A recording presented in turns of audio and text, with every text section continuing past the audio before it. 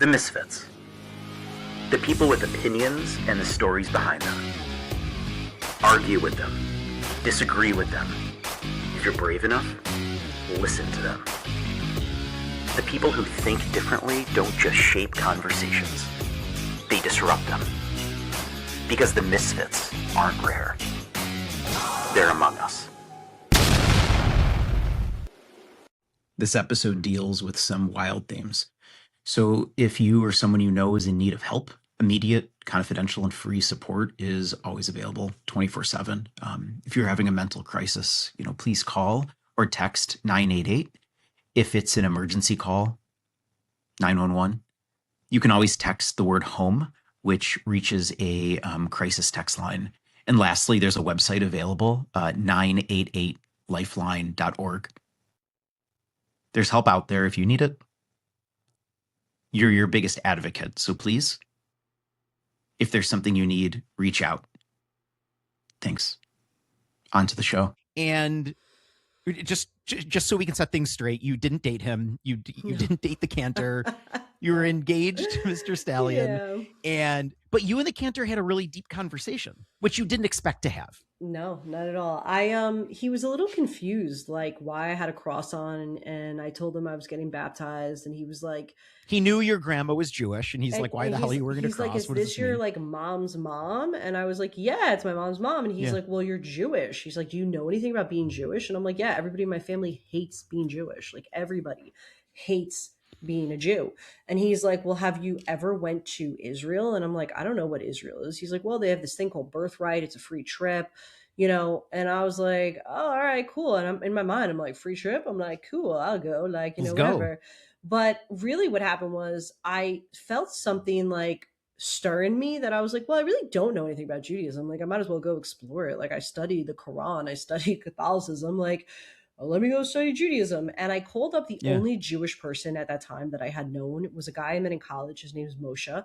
I still know him to this day. He had a yarmulke on, a kippah, the little hats where we keep our space lasers. He had one of those in college. And he ended up, at the time that I was in college, I had called him out for being a Jew because I was like, hey, you're a Jew, I'm Jew. Like, we exchanged numbers and I hadn't seen him in a little bit. So I call him up and I'm like, I don't know if you remember me, but like, I'm trying to find this place called Israel. Like, have you ever heard of it? Like, can you call me back? Where is it? Yeah, do you have a map? I'm in New York, so like it's got to be close. Yeah. I'm like, have you ever heard of this place? So he ends up calling me back. He puts me in touch with a group that is leaving like the next week to go to this place, Israel and Birthright. I sit down, I meet with a rabbi, I tell him my story. I'm like, I'm supposed to get married in a few months. Like, I don't know, like something's telling me to go.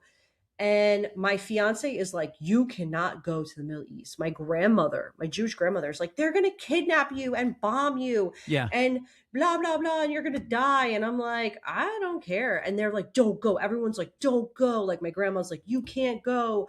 Don't go, this, that, whatever. And I'm like, see guys, like I lied to my fiance. I was like, oh, I'm only going for like 3 days. I ended up going for like months. I went on Birthright and I stayed like a few, extra weeks or whatever. And I was like, if I don't go, I'm never going to know. Like, I just have to go. Right. And so I got on a plane. I went to Israel and I fell in love. I fell in love with the people that I met there. So, okay. So we're going to take a step back here just so people understand. So interestingly, what the Jewish Cantor said was, your grandma was Jewish, therefore your mom is Jewish, therefore you're Jewish. And just so people understand, in the Jewish faith, you are what your mom is. Yeah. So by virtue of your grandma being Jewish, your mom was Jewish, and you were Jewish, you don't have to go through any special baptism or anything equivalent of it. You are just a Jew. That's how it works, right? Yeah. And becoming Jewish, if you're not Jewish, it's a little more complicated. It's one of the few religions where they don't just let you in. You have to actually ask a rabbi 3 times. They have to say no 3 times. Then they say, let's talk about it. They're not pushing the religion on you. And Birthright is one of these programs, I went on it too. Birthright's one of these programs that's really great. And it's a lot of people that are Jewish, they donate money to Birthright.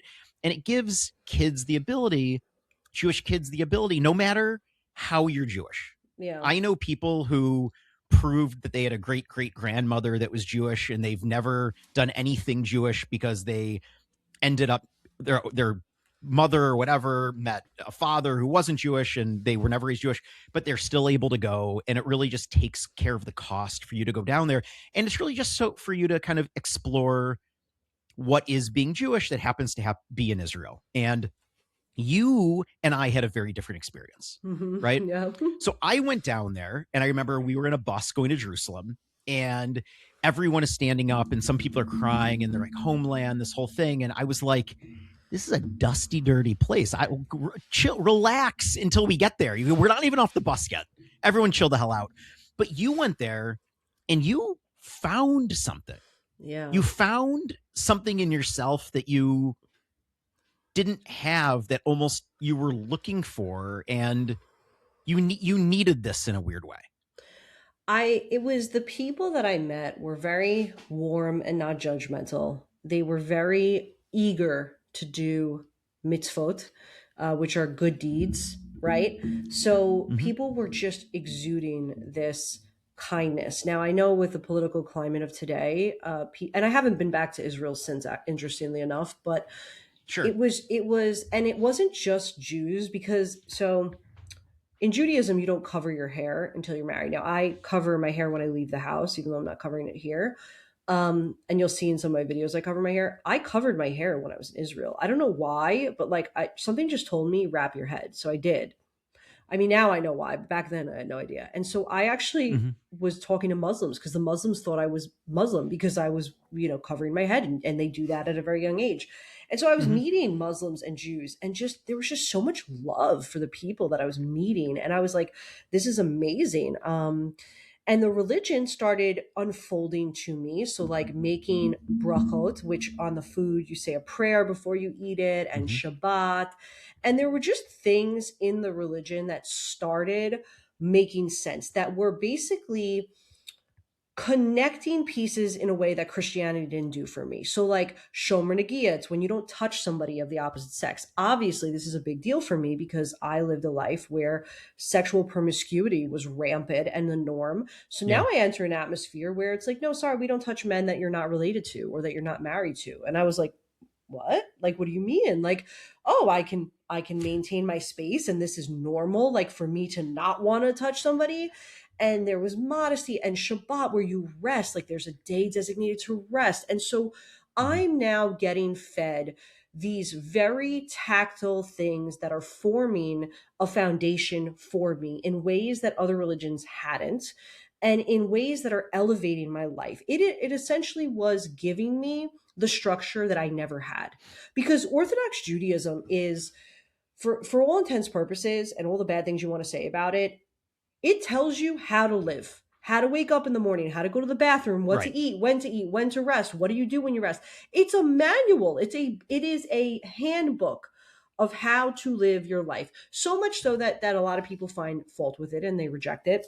But for me, but to that point, this, like, when you went and you've said this, even though I do still believe it's a little bit of both, but you're like, look, it wasn't about the religion. It was about the culture of people and the respect on how they treat everyone. And truthfully, for wherever we are in the world today, because this isn't a way for us. We're not selling an ideology. That's not what we're doing. No. But even when I went there, there were a lot of people that I met that were Muslims and Jews and Catholics, and they all existed and they were all getting along. And a lot of that did and does, whether people believe it or not, did and does exist in Israel. And a portion of people that are in Israel are Reformed Jews, which is kind of like what I am, which is just like, it's not the lowest of the low, but it's the most American in a sense, right?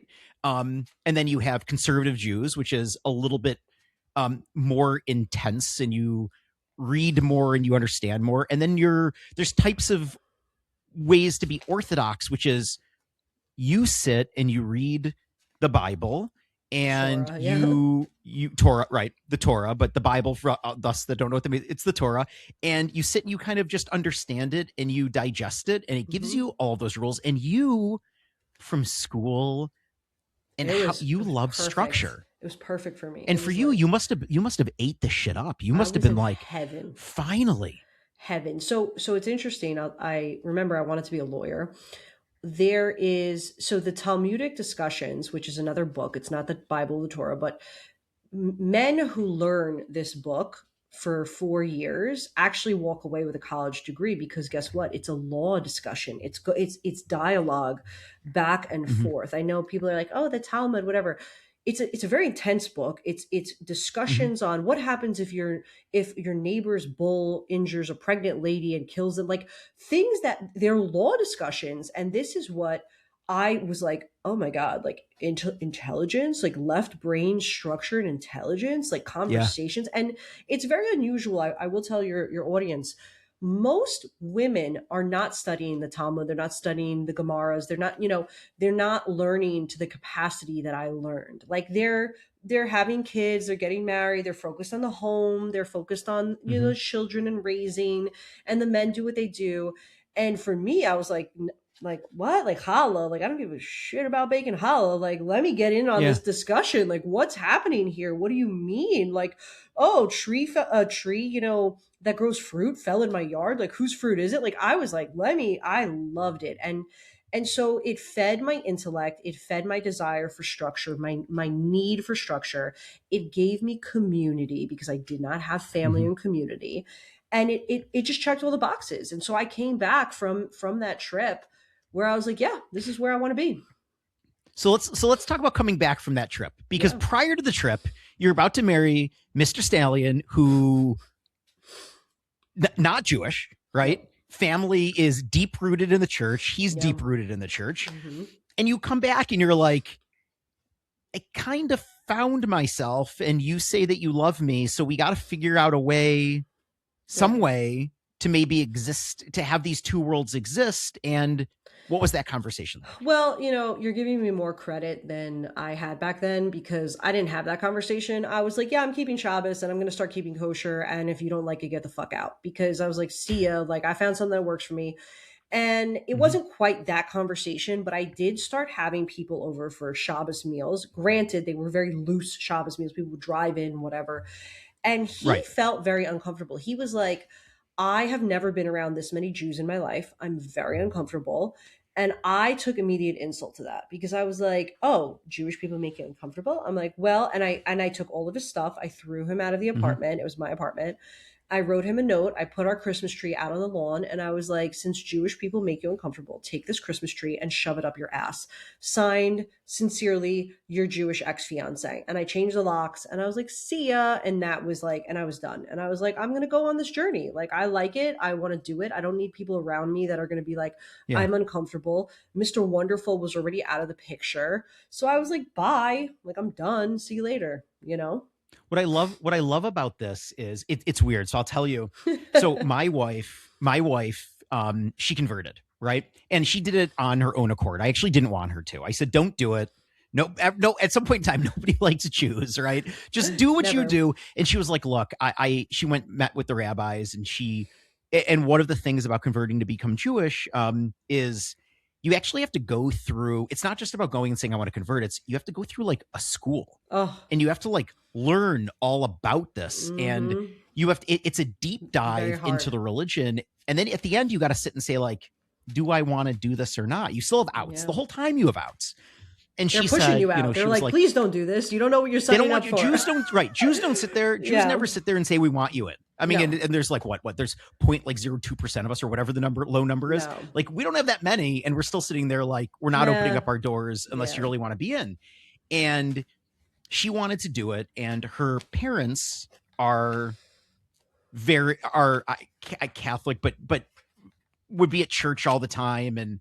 And her father and my stepdad would go to church and synagogue together. And it became this weird It's cute. love that we were able to share. And she Beautiful. ended up really liking it, right? She ended up really liking it. But that's not the way things always work out. And I think what's interesting about your approach, you've never, in this entire story, you've never been sure in something that you've been doing. Yeah. You've been like thrown into something. And this seems like the first time you came out being like, I finally feel, whether people like Jews or don't like Jews, you finally feel that you were home. someone that you wanted to be. Yeah, it was right. It was everything I It needed. was It was right. right. I will tell you that it took a few years because now I'm at like probably 22, right? Sure. So it took a couple years of me learning on my own. And this guy Moshe, not we never had like a relationship in that sense, but he would invite me to Five Towns, which is a big Jewish community in New York, for Hmm. Shabbat and for Yom Tov and the holidays. And it did take quite a bit of me kind of driving into a Jewish community, coming back, going back. We talk about integration a lot. It took a few years of me growing into that space, but I did know I wanted to be there. And again, we'll talk about the voices. I remember so distinctly. I was laying on my bed. I took a nap, and the voice comes, and it's like, "You're gonna go live a life of Torah, and it's gonna be great for you. Like, get up, and go do it." And I was like, "Who said that?" I was like, "What? Like, what a weird message, you Hmm. know?" And for people that don't understand spirit communication, I think that might seem a little schizophrenic, but I am a psychic medium. I do have connection with spirit, which back then I didn't realize what was happening. But it was like it was just guiding me. It was like, you're here, like go do it. And I would still hang out and date people that were atheists and stuff, but I eventually really embodied the life as an Orthodox Jew. I lived a life. I'm not an Orthodox Jew today, but I lived that lifestyle in Brooklyn where it's like the second Israel. And I lived Right. that way for many, many years.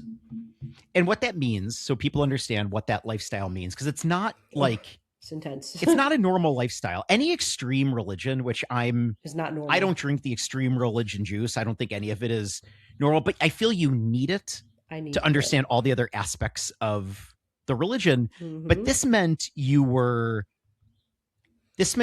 keeping kosher.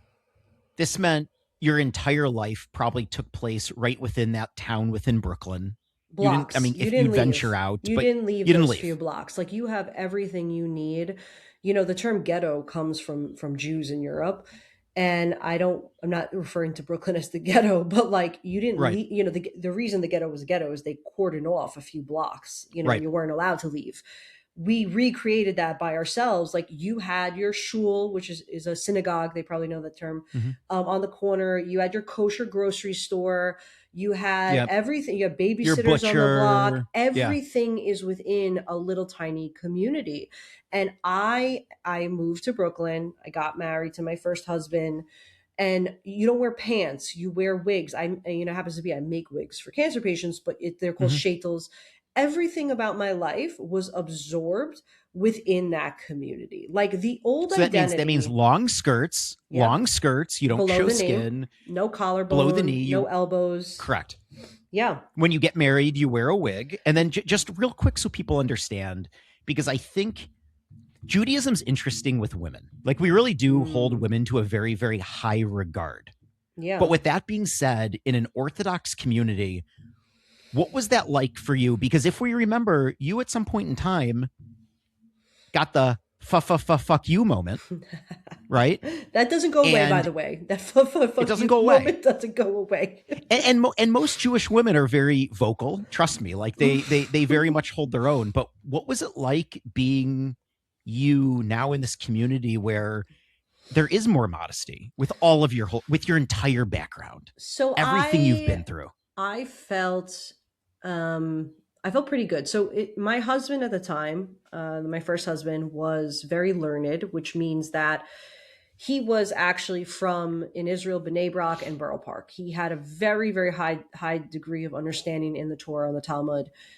We lived a certain way, and I was so enamored by learning the religion and what you shouldn't do and why we do it and why do we do this. Like I was in my learning phase. This was like Mm-hmm. a new type of college. Now at this point, I did not finish college. I had opened up a couple different businesses. The point at which we kind of glazed over is not really relevant, but I never finished my college degree. I never got to become a lawyer. I ended up opening businesses, one of them being a wig business, which I still have today. And this was an education for me in and of itself. We'll think of it as like life education. And yes, the Jewish women are very vocal, they're very intelligent, but the modesty I loved. people were leaving me alone. We're covering up our skin. There's no sex. There's no, we don't talk about those things. We don't have displays of affection. The rules and the culture and community of Judaism were normal. Like, it's not normal to an outsider to not hug your friend of the opposite sex. You want to hug your friend, and me and you met, we'd hug. You don't do that. You don't do that in Brooklyn. You don't shake hands with people you don't know. There's a level of distance and respect, but I needed that. I did what I called a pendulum swing. And some of my videos, I open up with the line, before I was an Orthodox Jew, I was a hoe. And it's really like I went from, being over here to whoop, we're going to be over here. Like, the Totally. Rebbitzin used to be a stripper. And it was okay for me because it was cleaning. It was recalibrating my body, my nervous system, my idea of life to a level of normalcy. I did not live a normal life. I did not have a healthy relationship with anything, any form or premise of sexuality, sex, life, circumstances, people. And here I was in a community that people, again, they cared about each other. They were loving. We were all following the same playbook. Everybody that is an Orthodox Jew, yes, there's variances and there's different opinions. You understand we're playing by the same rule book. You don't steal. I'm not saying that Orthodox Jews don't steal. God forbid. But you're generally in the same understanding that we're all living by this prescription. And so the commandments, you have rules and people follow them. I mean, not everybody does, but yeah. Did they accept you though? Did they know about your background? No. Or no? No, nobody did. Because that wouldn't have been good. Nobody did. Nobody asked. It was a little awkward. My first wedding we didn't have money, so we got married in a basement in Borough Park. Like, I didn't have family there. My grandmother was there. But we didn't have flowers. It wasn't catered. I had my family's book, which is relevant to, we'll talk about that, but of the mothers' Jews from Odessa, Russia, Ukraine, Poland, like depending on when the World War was, what territory it was. And so the rabbis had validated the fact that I was Jewish. They knew my mother was Jewish. They knew my grandmother, who was still alive, Fagel of Fried, was Jewish. So there was no question of it. But they didn't know who I was.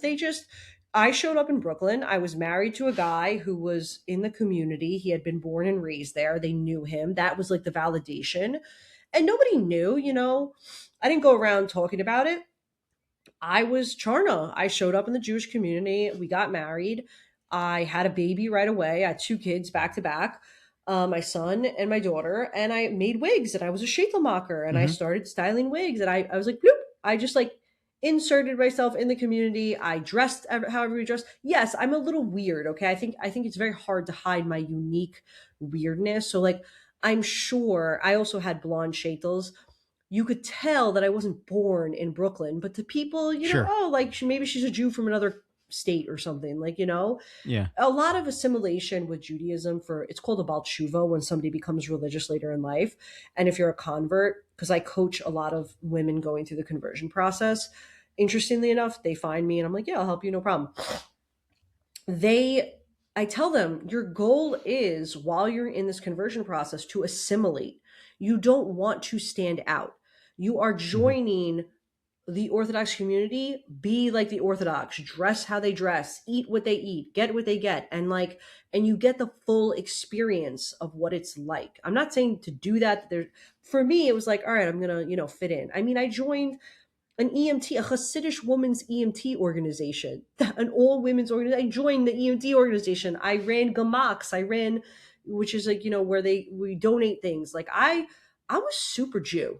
I was Jewing it hard, for that time that I was in Brooklyn. I mean, I think it's interesting to say it because I think whenever you go to extreme religions, whether you want to call it this or not, it is a culty atmosphere. Oh yeah, right? It is. And it's true. You don't want to stand out. You want to kind of drink the juice. You want to be there, and you want to do as much as you can in this environment, but it also kind of builds the respect within the environment, right? The more you did, the more people saw that you did, the more accepted you were. You became more important. And I think sitting there, I mean, and look at the businesses that you did while you were in this world. Because women don't need to have jobs, right? Your jobs are the kids. Your job is the household. Or you become a teacher or something, or you become something with your kids. You become a mora, or a lot of actually Jewish women are phenomenal speech pathologists, like OT and speech, because it's a very, credible industry, and then they could be on a schedule with their kids. But typically, not saying that they don't have jobs. A lot of them have businesses that are very successful. But it revolves around the family kids. more often than not. The family and the holidays. And what I also find very interesting is the old anti-Semitic trope of like Jews have all the money. A lot of times we couldn't keep jobs because of Shabbos, because of all the holidays and religious involvement. We were getting fired. So Jews created their own businesses and jobs. And that's what you see in the community. Women and men that have jobs that function around the Torah, around the Jewish holidays, and they make it work. That's it. They make it work. They make it work. Yeah. They make it work. And you worked for this ambulance company, which was I volunteered. Major. Yeah, it was awesome. Volunteered. Yeah. You made wigs for cancer patients, and that's just with it being said, that's awesome. Yeah. You had 2 kids. Yeah. You were feeling stability for the first time, and I'm just going to say, up to this point in time, let's just assume for all hard stop, you were happy. Yeah. You were a happy person. Things made sense. I think happiness is relative, to a state that we're always looking to achieve. But for all intents and purposes, I was. And what I have come to understand in this journey is I'm a very complicated individual, and impermanence has really been the theme of my life. For, it would have been nice if my story ended here. Oh, it would have been nice if I ended up with that guy. But like, I change and I flow, and like so just going with the flow. But yeah, I was happy. I was happy. Your personality is very fluid, and I think what's nice here, and I want people to take away, is life is all about the growth. Yeah. Right. And a lot of people do stop and they say, I got this job, that's all that I need, or I got this kid, it's all that I need, or I got married, it's all that, whatever it might be. I very much sign up to the same kind of book that you did, which is I'm going to change. Yeah. I'm going to keep on evolving. I want to do as much as I can while I'm here. Yeah. I want to learn as much as possible. And hopefully it's for the better, but sometimes it's not going to be. But hopefully more often than not, it's better. Yeah. Growth. I think a lot of people are very satisfied with their lives. And I knew from a young age, I was like, I had a counselor tell me, he's like, most people just live and die in the same hometown. They marry their high school sweetheart. Yep. He's like, you're not going to be that person. And I wanted to be that person. I so badly wanted to be. With everything you went through, that would have actually have been nice. I wanted stability. I wanted to be welcomed. I wanted to just be like, yep, I'm going to have a job, a 9 to 5, and this is my career. I've never, even to this day, okay, I don't have that. It's not part of my life plan, my soul contract, so to speak. And a lot of the problem was fighting that into trying to fit into a box, which is what orthodoxy is. It's a box. And saying that, I'm going to be okay with just this. That's not who I am. And then it took me my whole life to realize that that's okay. I'm not, we just got to keep swimming. But the joke here is like, this isn't the end, unfortunately. No. And stuff couldn't be that simple. Oh. So the day your second child was born, oh God, yeah. Your grandma dies. Passed away. Yeah, she literally the same day passed away. During COVID. It was COVID. So I got the news that my grandmother died in the morning. My husband came from prayer davening, and he wakes me up. I'm like 9 months pregnant at this point, and he's like, "I'm sorry, like Nana's gone." And I said, "All right, I have a doctor's appointment. COVID, everything's shut down. People are scared. I'm in the city, so it's even more. You're congested. There's no like free space." I go to my doctor's appointment, and they're like, "Listen, your baby's heart is the fetal heart rate is dipping. Every time you have a contraction, she's under stress. You're gonna have this baby. We're sending you to the hospital, and that's it. Let's go. Baby's coming." And so I'm in labor. They induced me because of her heart rate dropping. So they leave me alone. No one wanted to touch or be near anybody. So they stick me in a room. They induce me. They give me the medication. And I'm on the phone in between contractions trying to bury my grandmother, who, again, has presumably died of COVID. They don't want to do it. And I'm like, all right, I get through this whole process. My mom's not in the picture. I have already stopped talking to her. I try to find her. I try to call, like get a number for her to let her know your mom died. Like, even though I didn't talk to her, like I took care of her. She didn't care. Yeah. She was like, 2-second conversation. She's like, what do you want? And I'm like, your mom's dead. Like, I'm sorry. I don't know how to tell you this. She didn't know I was in labor either. And she's like, well, was it COVID? And I'm like, I don't know. So I bury grandma. I have the baby. And I decide. Wait, and just so people know, in the Jewish religion, we bury people quickly. Right away. Unless it's Shabbat. And then if it's Shabbat, we wait until Shabbat's over. But we bury people quickly, which means people should be buried the next day. We don't embalm. We don't do any of that. We do believe, you go back to the ground the way you came out. Yeah. And as simple, and it should be as simple as possible. So you saying you're on the phone having this baby and figuring out how to bury your grandma was something that is just in the Jewish community. That's a respect thing. You really respected your grandma to say, I've got to figure this out for her while I'm going through all this. Yeah. Because that's what you do. That's what you do. And my shul, my synagogue, was a big part of this. The Jewish community is so miraculously wonderful for how they help each other. They helped me. My community helped. They got the people. They got everything. They just made it happen. It was a massive support at the time. And so I was concerned, and because of them and everything else, I was dealing with these phone calls. I end up giving birth a few hours later. They wheel me into my room, and it was like a movie, because as they wheel me in, they lock the wheels. They're like, you need anything? Okay, bye. I get a phone call, and there's men at the cemetery, and they're like, we're saying Kaddish. Like, you want to hear them say Kaddish? And I was like, yeah. And that was it. And it was like, I didn't even get to see her, but whatever. A lot of people suffer through that. But I think the reason you asked me about this was because I decided when my grandmother passed away, and now I had 2 small children, I wanted to take a DNA test to find out who my father was. Because at this point, I'm basically an orphan, right? Both my grandparents are dead. My mother, is not around. I don't know where she is. I don't care. I don't want to know. And I don't know who my dad is. So I took this ancestry DNA test in hopes that I would discover who my dad was, or if I had any other family, because I still had this, And I think what's interesting here, because we're going to talk about a secret in your family in a moment. Oof. Big secret. But I want to say what you were expecting in this DNA test was you were expecting to have some sort of Russian heritage, right? Which is kind of where your grandparents ultimately came from, probably where a lot of us Jews, Poland, Russia, and something else, right? The something else theoretically maybe could have been the same if it was your dad, but might have been something different. And what was returned? What did you see? So I, at this point, didn't know who my dad was. My mom had, when I was 14, kind of like confessed that she didn't know who my dad was. So that's why she was like lying, and she thinks I'm Spanish. But like my mom's family is very, very pale, and not that I'm super dark right now, but like I do have naturally curly dark hair. I highlight my hair. Ethnically speaking, I did not fit in with my mother's family. I do have darker features when they're, coming out. So I knew that I was some sort of Spanish. I didn't really know what to expect. And I end up getting this DNA test back, and it says, okay, I'm Salvadorian, Spanish, Colombian, Aztec. Like, it's got a really nice, beautiful mix of what I was expecting. I knew El Salvador was going to be on there because even though she didn't know who my dad was, she was fooling around with a couple Spanish guys, which she thought were El Salvadorian.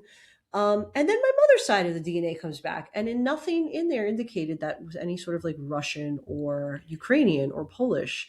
It was like, but it was European, Scottish. Oh God, English. It was English, Scottish, European, like all of these like weird, interesting countries. And how is this possible? Yeah, so how is this possible? So I'm like, this is weird. So I go on this like genealogy site, that people do this for a living. And I'm like, hi, I have this like big family's book. Like, what is going on? Like, is it just that my family didn't know after the war? Like, I'm thinking like whatever. And a woman starts working with me, and she tells me, listen, I don't know how to tell you this, but either you're not your mother's child or your mother's not your grandmother's child. Grandma's dead. Everybody's dead. Everyone's dead. Everyone's dead. I mean, my mom's still alive, but I don't talk to her. And I'm like, what? I'm like, what did you say? Like, what's going on? So, at this point I've seen my mother's pregnancy photos, and I actually happen to look like my mother, even though she's so genetically opposite me in terms of like body and Mhm. hair and things and eyes. And I do a little deeper dive, and I'm like, okay, um, I had an aunt that is a great aunt who's my grandmother's sister. They did Mhm. not talk for over 20 years. My grandmother, when I used to ask about my grandmother's family, it was like, oh, we don't talk. I never knew why, but like my grandparents didn't have family. Like my grandfather had his brother, the one I told you about, Sydney, but like we didn't have Mhm. other family around. And so we never knew why they didn't talk. And so her name's Elaine, and I had, I had recently, like they reconnected towards the end of my grandmother's life. They kind of picked up. I never got the full story of where'd she go, what happened, but we did know of Aunt Elaine. We called her Aunt Elaine. So I call her up, and I'm like, yeah, Elaine, like I just got this like weird, because Elaine adopted two kids, Stuart and Nina, I think were their names, whatever, doesn't matter. And then she went on with her second husband to have kids of her own. She had like twins or Mhm. something. So I call up Aunt Elaine and I'm like, hey, Aunt Elaine, like, is there like a possibility that I'm adopted or like my mom is adopted? Like, and she's like, oh, she never told you before she died. And I'm like, never told me what? And she's like, yeah, your mom and uncle are adopted. And that's why we didn't talk for 20 years, because your Nana didn't want to tell anybody and we fought over it because she told her adopted kids. Apparently, the story is that both my aunt and her could not have children, and they went to a very secretive underground OBGYN in Florida. And this woman who died in 2018 and burned all of her records with her would take wealthy families from other states and fly them down, and had unwed mothers in the South give birth, and the names would be written under, so there's no paperwork, and they'd fly back home with their baby, and these young women that wanted a better life for their kids thought they were handing it over. And so Mhm. my aunt did this with her first two kids, and my nana did this and never told them. She died with a secret. So I'm finding this out and I'm like, sheesh. I'm like, okay, that means that I possibly might not be Jewish. Like now it's a halakhic issue. I'm an Orthodox Jew married to an Orthodox man. I tell my husband, he consults with a rabbi and he's like, we might have to get divorced, like separate. We might have to Mhm. separate. You might have to convert. The kids might have to convert. This is a big problem for us. So I call up my rabbi, the local, because a Beis Din is a Jewish court of law with three rabbis. So now I get my rabbi involved, I get another rabbi, his rabbi, whatever. And then we get this guy that specializes in this from Australia. He apparently Mhm. deals with Jewish DNA, uncovering people that are secretly adopted, switched at birth, people that because now this is a very real thing for Jews in 2026. It's Sure. a very big problem. People are finding out their entire life story is not what they thought. He's Mhm. sharing a story that this lady, she's the Rebbitzin, she has five kids. Her grandmother was switched at birth, and she's not even Jewish. So now she got to convert. Her kids have to convert. Whatever. So I go through this whole process. I email my mom. And I'm like, hey, sorry to tell you, you are adopted. Like, do you know you're adopted? And she's like, I'm not adopted. You're an idiot. Don't email me. Like, don't stop emailing me. I'm not adopted. I'm like, all right. So I call up the rabbi. I tell him, I'm like, listen, I found this thing out. Everybody in my family's dead. My mother has no idea. There's no paperwork. My aunt was the one that said it. She's a little crazy. My aunt, she's a little senile and old. But what do I do? And we had to have a ruling. The ruling was that we don't use DNA to disprove Judaism. We don't use it to prove Judaism, like in Israel and other places. You can't go to somebody and be like, my DNA says I'm 95% Ashkenazi. They want to see headstones. They want to see family names. Headstones are a big Right. indicator that your family's buried in Jewish cemeteries. And I had all that. My mom, I had all of their paperwork, their immigration paperwork, they're buried in Jewish cemeteries. And so I said that to them. I'm like, as far as I know, I'm Jewish. They said, listen, the possibility is probably that even if your grandparents did this, they died with a secret. They probably had your mother converted, most likely. They took the conversion back then, 60 years ago, is not what it is today. There's no Sure. like stamp of ruling. It was like, you dip in the mikvah, your family rabbi, okay, but whatever. Not Mhm. the way it is today. And so they said, listen, you're Jewish, like, don't worry about it. They're like, don't talk about it. don't bring it up. We're going to write you a letter in case anybody questions, that your kids are Jewish, because that's a very big thing in the community. But your mom was probably a convert. They probably converted her, and just like go back to living your Jew life, carry on with your Jewish life. And I'm like, Okay. I was like, okay, because at this point I was like, what do you mean? I gave up my whole life to be an Orthodox Jew, and now you're telling me that I might not even be Jewish? And it's such an important point to the story, because something in there fractured my reality and understanding of how we identify ourselves with labels. Something there was like, wait a minute. Why are we who we are? How is it that we're defining ourselves by religion, by labels, by standards? And who am I? Who am I? Who am I beyond all this?